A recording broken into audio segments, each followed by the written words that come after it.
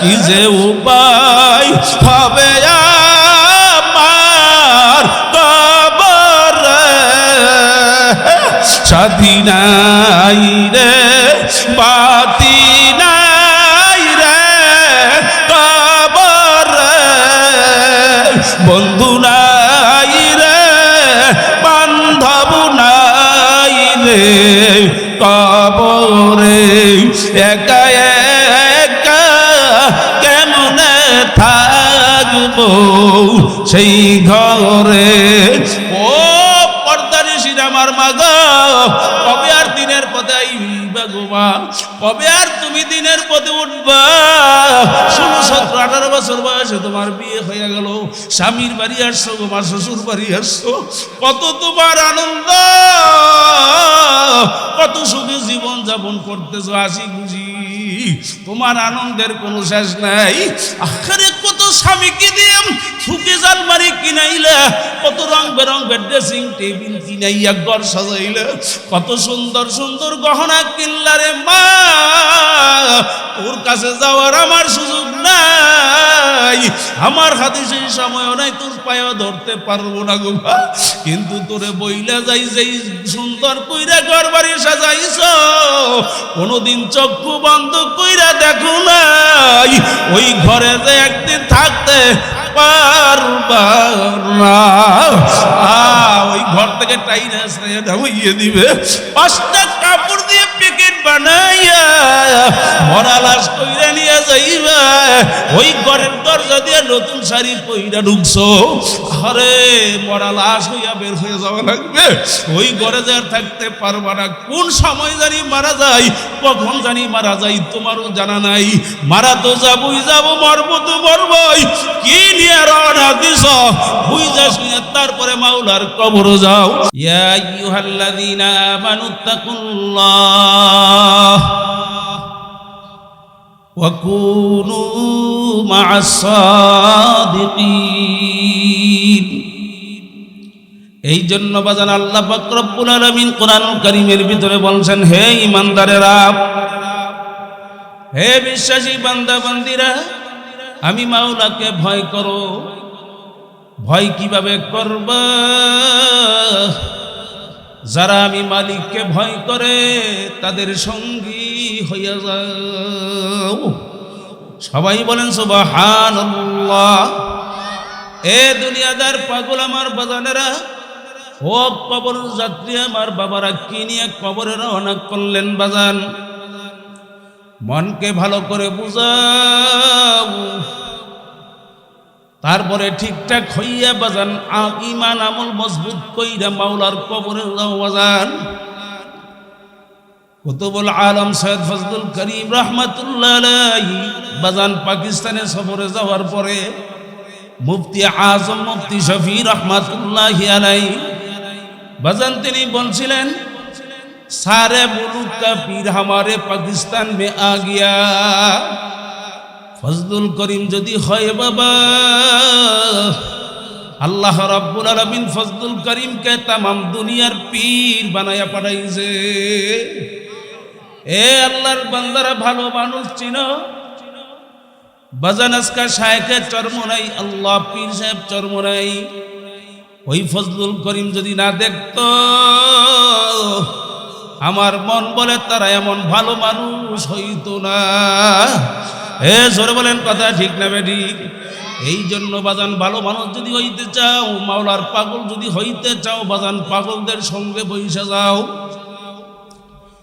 যারা আমার মাওলার পাগল বাবা, ওরা দেখবেন সব সময় শুধু চিন্তা করে আমার মাওলাই কই, আমার মাওলাই কই। এ জোরে বলো কথা ঠিক কিনা বাজান? সব সময় শুধু তালাশ করে আমার মাওলাই কই, আমার মাওলাই কই। বাজান দুনিয়ার সব কামাই করলা, কিন্তু বাজান আমার মালিকের পাইলাম কিনারে বাজান। যদি আমার মাওলাকে অর্জন করতে পারো, দুনিয়া তো বাদশাহ, আল্লাহ যদি কবুল করেন আখেরাতেও বাদশাহ। বাজান ভালো মানুষের সঙ্গে চললে লাভ আছে, ভালো মানুষের সঙ্গে বসলেও বাজান লাভ আছে, ভালো মানুষের কবরের পাশে শুইতে পারলেও লাভ আছে বাজান। দারুল দেওবন্দ মাদ্রাসা বাজান, দেওবন্দ মাদ্রাসা তো আপনারা নাম শুনেছেন বাজান। ওই দারুল দেওবন্দ মাদ্রাসার প্রতিষ্ঠাতা ছিলেন হুজ্জাতুল ইসলাম কাসেম নানুতুবি রহমাতুল্লাহি আলাইহি। কাসেম নানুতুবি রহমাতুল্লাহি আলাইহি যোহরের নামাজ আল্লাহু আকবার মসজিদে পড়লেন। নামাজের সালাম ফিরাইয়া গ্রাম্য একজন আল্লাহর বান্দা মসজিদে ঢুকছে। ঢুকার পরে দেখে সালাম ফিরাইয়া নামাজের জামাত শেষ হয়ে গেল বাজান। নামাজের জামাত শেষ হওয়ার পরে আল্লাহু আকবার আল্লাহর বান্দা একটা চিৎকার দিয়ে বেহুশ হইয়া মসজিদের ঘরে পইড়া গেলেন। কাসেম নানুতুবি রহমাতুল্লাহি আলাইহি আল্লাহু আকবার আল্লাহু আকবার সালাম ফিরাইয়া ওই পাগলের কাছে আইসা বলে, পাগলা হুশে আসার পরে জিজ্ঞাসা করে, তুমি এমন করলা কেন? বলে, হুজুর আমার সহজে জামাত কাজা হয় না, বহুদিন পরে আমার নামাজের জামাত কাজা হইয়া গেল। আল্লাহর বান্দা কান্দে। কাসেম নানুতুবি রহমাতুল্লাহি আলাইহি হুশে আসার পরে তারে বলে, বাজান আমি জামাতে নামাজ পড়িনা আমি যেই সওয়াব কামাই করছি ওই সওয়াব তোমাকে দিয়ে দিতেছি, আমার সওয়াব তুমি লইয়া যাও। কিন্তু তুমি যে চিল্লানি দিছো, তোমার ভিতরে যে একটা জ্বালা পুরা ব্যথা, ওই ব্যথাটা তুমি আমাকে দিয়ে দাও। এ দুনিয়াদার পাগল আমার বাবারা বলে, আপনি কি দেখছেন হুজুর? বলে, যখন তুমি ব্যথা পাইয়া আরে জ্বালা পোড়া জামাতের চিন্তায় তোমার ভিতর থেকে শ্বাস বের হয়ে গেল, আমি তাকে দেখতেছিলাম আখরে আসমানের দিকে একটা নূর হইয়া আলো হইয়া উঠে যাইতেছে। হে দুনিয়াদার পাগল, আল্লাহু আকবার, জান্নাতের বাগান বইসা গেল, কোটি কোটি নেক জমা হইয়া যাবে আমল নামার মধ্যে। তুমি এখনো কেন রাস্তায়? বুঝা গেল তোমার আখিরাতের কোনো গুরুত্ব নাই রে বাজান। জোরে বলেন কথা ঠিক কিনা বাজান? কাসেম নানুতুবি রহমাতুল্লাহি আলাইহি বাজান তাকে তার খাদেম পাংখা দিয়ে বাতাস করতেছে আর বলতেছে, নসিহত করতেছে। খাদেম পিছনে বাতাস করতেছে আর কাসেম নানুতুবি রহমাতুল্লাহি আলাইহি নসিহত করতে আছে শ্রোতাদেরকে, হুজুরের ভক্তদেরকে নসিহত করতে আছে। নসিহতের ভিতরে একটা নসিহত ছিল, ডাক দিয়া বললেন, একজন হাফেজে কোরআন, একজন আলেমে দ্বীন, একজন আল্লাহ বলার পাশের কবরে শুইতে পারলেও লাভ। খাদেম ডাক দিয়া বলে, হুজুর কি বললেন? যদি আমি ইমান আমল নিয়ে না যাইতে পারি, আমল যদি ভালো কইরা না যাইতে পারি, আমি একজন আল্লাহর ওলির কবরের পাশে শুইতে পারলে কি লাভ হবে? কাসেম নানুতুবি রহমাতুল্লাহি আলাইহি ডাক দিয়ে বলে, খাদেম তুমি যে আমাকে বাতাস করতেছো, কি দিয়া বাতাস করতেছো বাজান? বলে, আমি বাতাস করতেছি তালের পাংখা দিয়ে। বলে, তোমার তালের পাংখার বাতাস শুধু কি আমার শরীরের মধ্যে লাগে না, ডানে বামে মানুষের গায়েও লাগে? বলে, হা হুজুর আপনার গায়েও লাগে, ডানে বামে মানুষের গায়েও লাগে। বলে, ওরে খাদেম, স্বাভাবিক একটা তালের পাংখার বাতাস যদি আমাকে করোটার ডানে বামে, আমার ডানে বামে মানুষের গায়ের মধ্যে লাগতে পারে, দুনিয়ার একটা তালের পাংখার বাতাসের পাওয়ারের চেয়ে কি আমার মাওলার জান্নাতের বাতাসের পাওয়ার কি কম হইয়া গেল? একজন আল্লাহর ওলি, একজন হাফেজে কোরআন, একজন জান্নাতি মানুষের কবরের মধ্যে জান্নাতের বাতাস চলবে, আরে জান্নাতের হাওয়া বলবে, ওই বাতাস কি তার ডাইনে বামে কোনো কবরে কি লাগতে পারে না?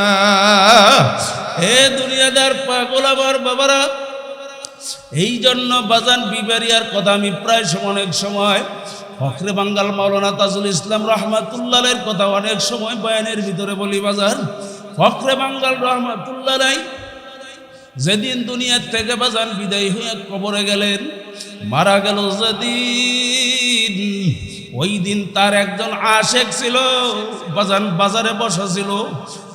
শুনছেন কিনা জানেন কিনা জানি না, আল্লাহু আকবার আল্লাহু আকবার। যখন ফখরে বাঙ্গালের মৌতের খবর পাইল, পাওয়ার পরে ওই জায়গার ভিতরে আল্লাহর বান্দা দুঃখ কইরা বলতেছে, একজন আলেমের মৃত্যু হয়ে গেল। এত কষ্ট পাইছে,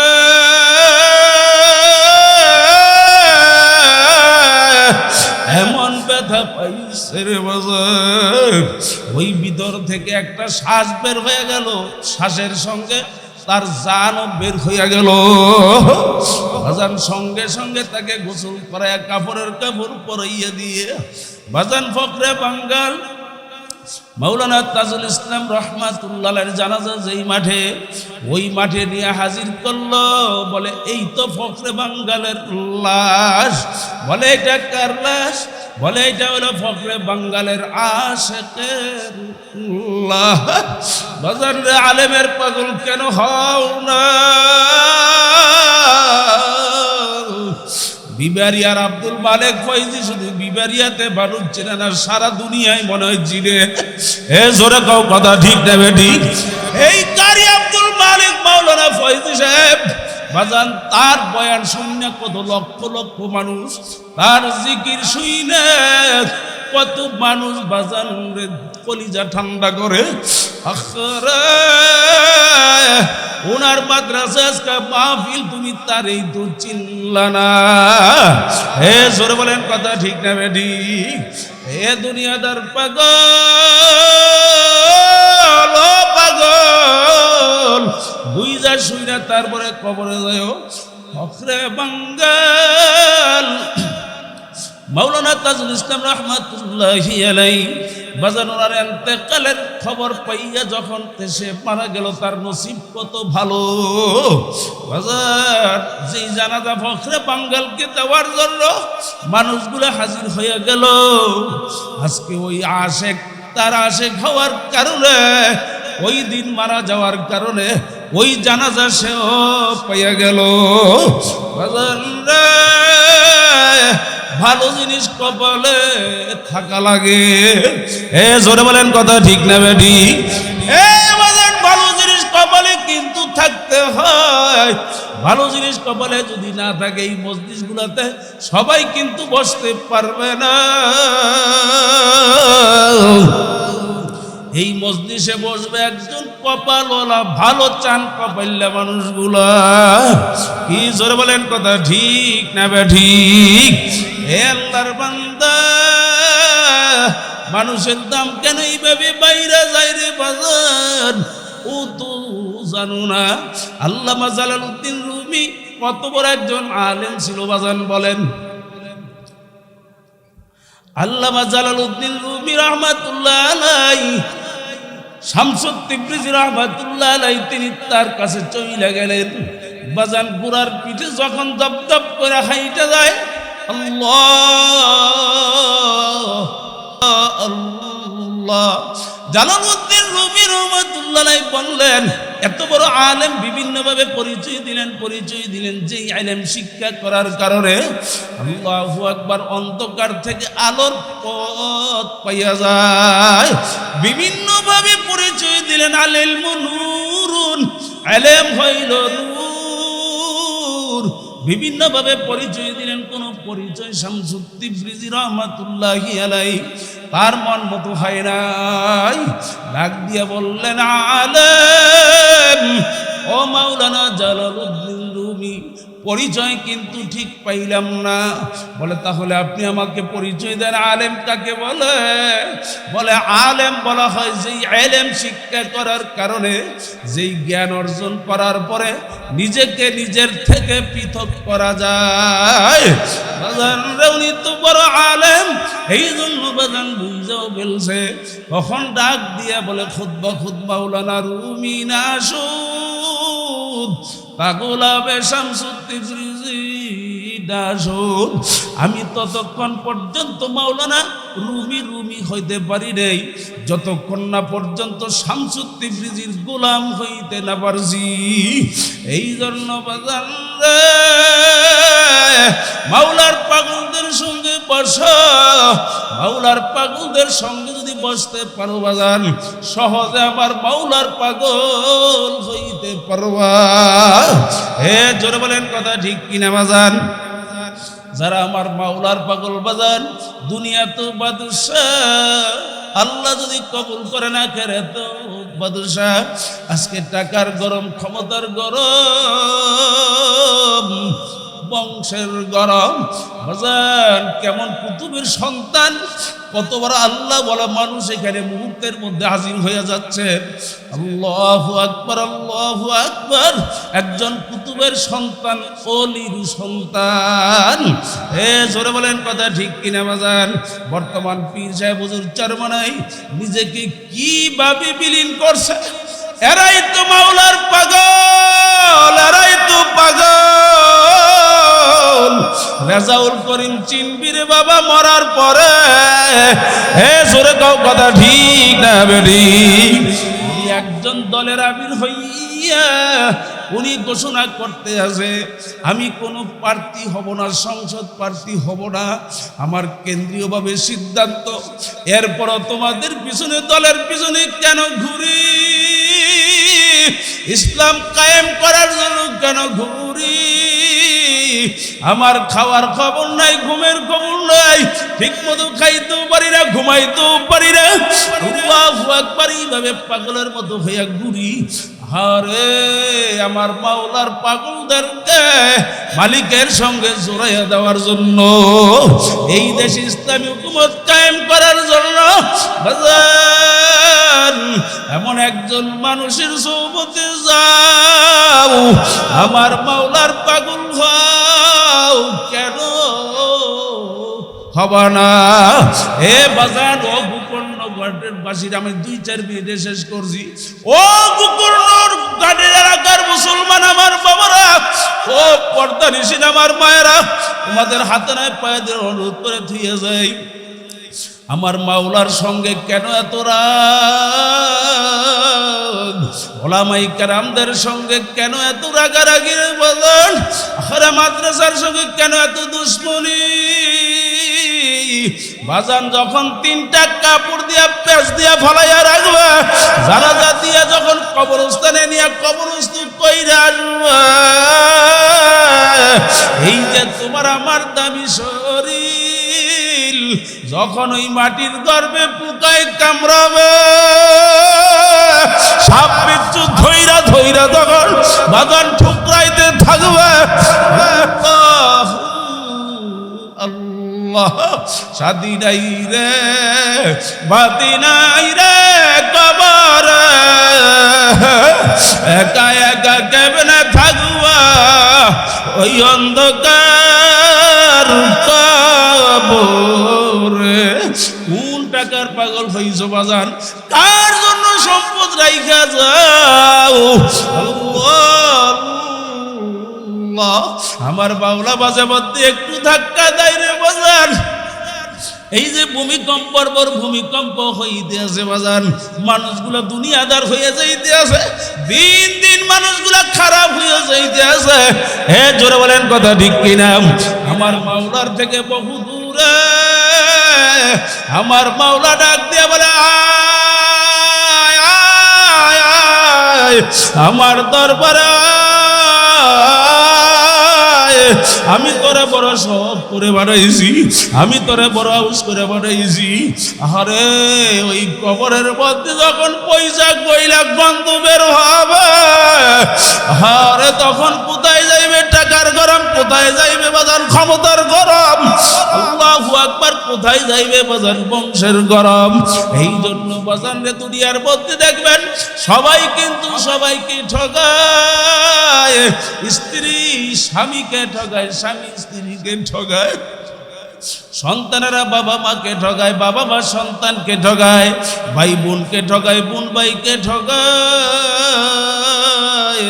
দুনিয়ার নেতারা কর্মীকে ঠগায়, কর্মীরা নেতারে ঠগায়।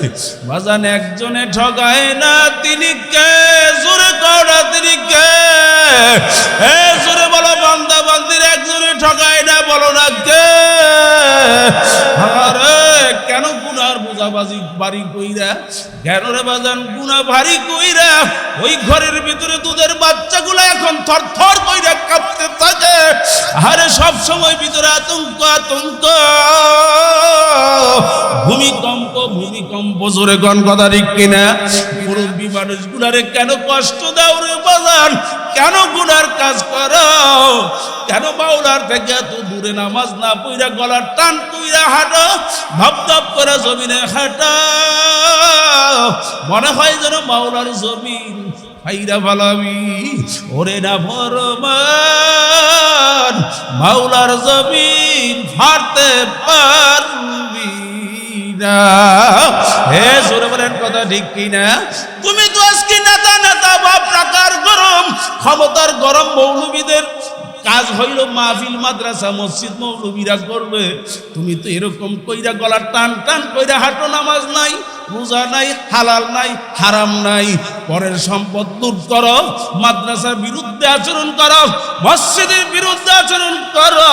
আজকেও নরসিংদীতে একজন বাজান এক নেতার নাম দেওয়ার না দেওয়ার কারণে হারে রক্তের গরম, ক্ষমতার গরম, এই গরমে আজকে মাহফিল পুরাইয়া ফেলাইছে। এ জোরে কও নাউজুবিল্লাহ। এ বাজান তুই মনে রাখিস, তুই যত গর্ব করা বাজান আজকে মইরা লাশ হয়ে যা। ওর মতো বেনমাজিকে কুকুরও দেখতে চায় না, তোর মতো বেনমাজির চেহারা কুত্তাও দেখতে চায় না, তোর মতো বেনমাজির চেহারার মধ্যে ওই শুয়োর পর্যন্ত থুতু নিক্ষেপ করে। এ জোরে কোন কথা ঠিক না বেঠিক? কিছু ভালো মানুষের কারণে আসমান ঠিক আছে, জমিন ঠিক আছে বাজান। ওই ভালো মানুষের পাগল হও। আজকেই ভালো মানুষের মজলিসে বইসা দুই বুড়া চোখের পানি ছাইরা দিয়া ওই যে কবর থেকে হাত পাইতা ডাকতে আছে দোয়ার জন্য। ওই বাবা মাকে স্মরণ কর,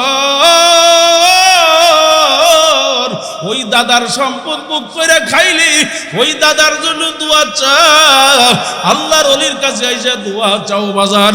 তোমাদের পায়ে ধরে বলছি, রাগ করিস না বাবা। কারণ কি রে বাবা, ওলামাই কেরাম তোমাদের সবচেয়ে বড় আপন। এ জোরে কোন কথা ঠিক কিনা বাজান? আহারে আল্লাহ বাজান, যদি মুনাফিকি না থাকে আমি তোমাদেরকে জিজ্ঞেস করতে চাই, কারা মাওলার পাগল হইয়া কবরে যাইতে চাও? দুটা হাত উঠাই আমার মালিকের দেখাও। এ সোজা কইরা টান টান কইরা উঠাও। ও আমার মালিক, ও দয়ার মালিক,